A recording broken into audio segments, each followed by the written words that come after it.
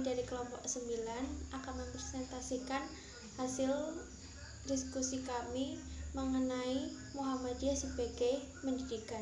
Sebelumnya perkenalkan dulu anggota kelompok kami. Saya sendiri Lestari sebagai moderator dan pemateri. Kemudian ada Nurnila Sabila sebagai pemateri dan Salma Azizah sebagai pemateri. Faktor yang melatar belakangi gerakan Muhammadiyah di bidang pendidikan itu ada dua faktor, yaitu faktor internal dan faktor eksternal. Faktor internal terdiri dari kelemahan praktek agama Islam yang dapat dijelaskan melalui dua bentuk, yaitu tradisionalisme dan sinkretisme. Kemudian ada kelemahan lembaga pendidikan Islam. Faktor eksternal terdiri dari kristenisasi, kolonialisme Belanda, gerakan pembaharuan Timur Tengah. Cita-cita pendidikan Muhammadiyah. Cita-cita pendidikan yang digagas Kiai Dahlan adalah lahirnya manusia-manusia baru yang mampu tampil sebagai ulama intelek atau intelek ulama, yaitu seorang muslim yang memiliki keteguhan iman dan ilmu yang luas, kuat jasmani dan rohani, dalam rangka mengintegrasikan kedua sistem pendidikan tersebut. Kiai Dahlan melakukan dua tindakan sekaligus, yaitu memberi pelajaran agama di sekolah-sekolah Belanda yang sekuler, kemudian mendirikan sekolah-sekolah sendiri di mana agama dan pengetahuan umum bersama-sama diajarkan.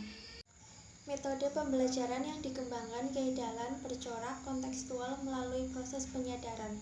Contoh klasik adalah ketika Kiai menjelaskan surat Al-Ma'i kepada santri-santrinya secara berulang-ulang, sampai santri itu menyadari bahwa surat itu menganjurkan supaya kita memperhatikan dan menolong fakir miskin, dan harus mengamalkan isinya. Setelah santri-santri itu mengamalkan, perintah itu baru diganti surat berikutnya. Ada semangat yang dikembangkan oleh pendidikan Muhammadiyah, yaitu bagaimana merumuskan sistem pendidikan ala Al-Ma'un sebagaimana dipraktekkan Kiai Haji Ahmad Dahlan. Dalam konteks pencarian pendidikan integralistik yang mampu memproduksi ulama intelek profesional, gagasan Abdul Mukti Ali menarik disimak.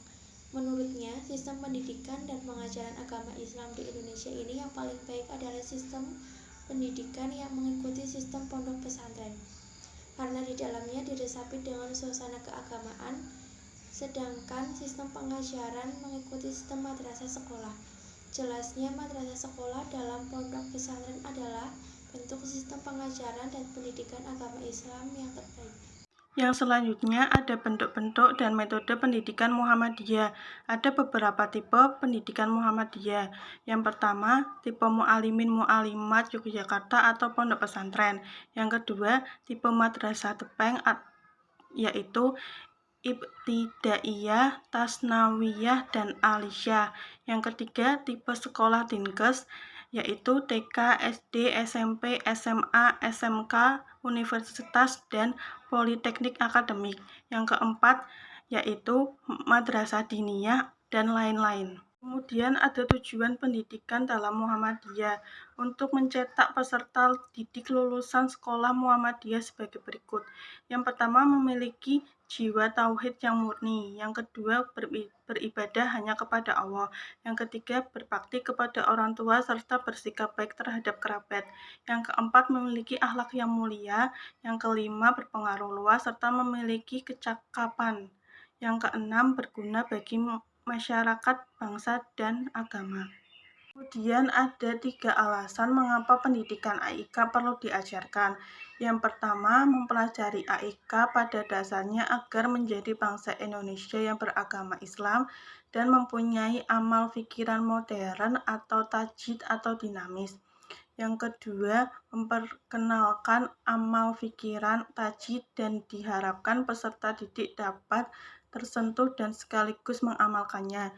Yang ketiga, perlunya etika atau akhlak peserta didik yang menempuh pendidikan di lembaga. Selanjutnya ada pemikiran dan praksis pendidikan Muhammadiyah.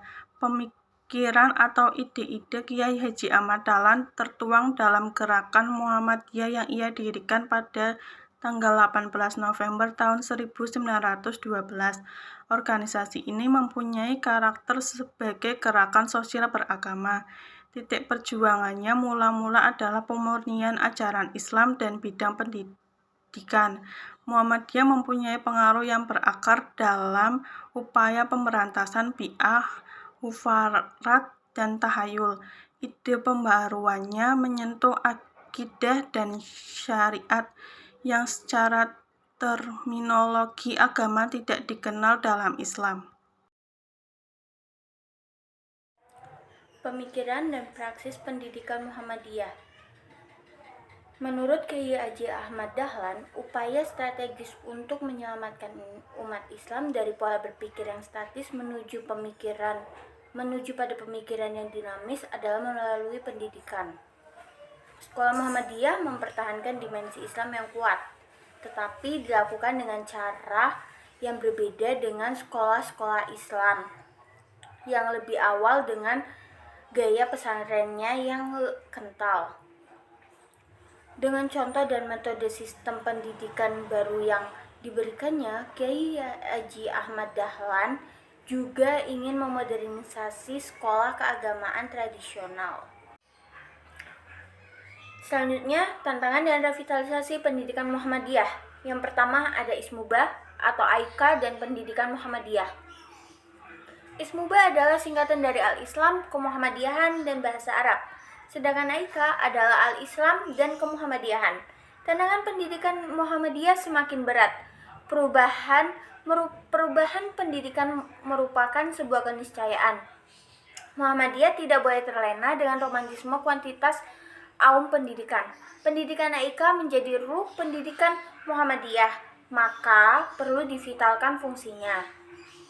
Pendidikan Al-Islam diarahkan pada pengenalan, pemahaman, penghayatan, serta pengamalan ajaran Islam yang menekankan keseimbangan, keselarasan, dan keserasian hubungan manusia dengan Allah Subhanahu wa Ta'ala, hubungan manusia dengan sama manusia, hubungan manusia dengan diri sendiri, dan hubungan manusia dengan alam sekitarnya, sesuai dengan Al-Quran dan As-Sunnah. Yang kedua yakni revitalisasi Ismubah atau Aika. Ahmad Dahlan bukan mengembangkan sistem, akan tetapi mengembangkan etos kerja yang berdasarkan pada prinsip-prinsip ajaran Islam. Ahmad Dahlan bukanlah bermaksud mewariskan sistem pendidikan, tetapi mewariskan etos pembaharuan pendidikan. Oleh karena itu, yang penting untuk diwarisi adalah etos pembaharuannya, bukan sekedar sistem pendidikannya. Sekian presentasi dari kelompok kami. Apabila ada pertanyaan, bisa tinggalkan pesan di komentar. Kurang lebihnya mohon maaf. Nun wal qalami wa ma yasturun. Wassalamualaikum warahmatullahi wabarakatuh.